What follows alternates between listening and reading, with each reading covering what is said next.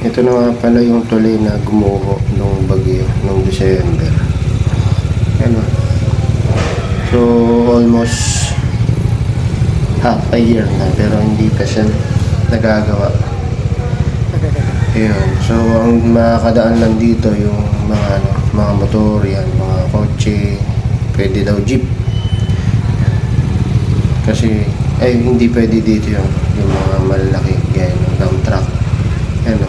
Ito yung pinsala na gawa nung bagyo nung December. Parang wala naman po nagawa dito dapat sa gabi. nauwi ako kasi hindi na ako nakauwi. Kasi nasira din yung kalsada dun sa Duman may po kami dito bandang kagabi. Ragay. Yan. So ano yan, stop and go.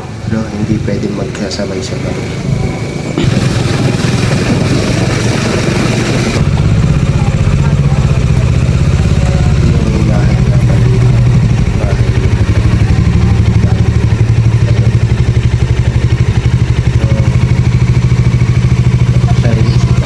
Tulong-tulong.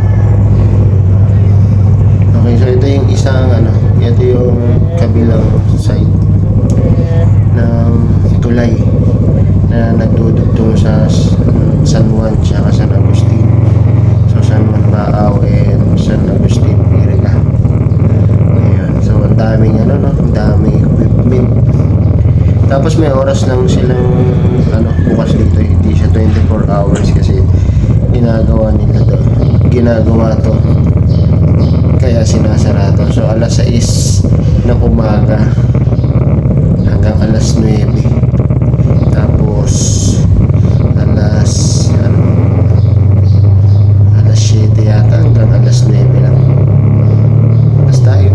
Basta hindi siya 24 hours na hindi makakadaan yung ito na kami.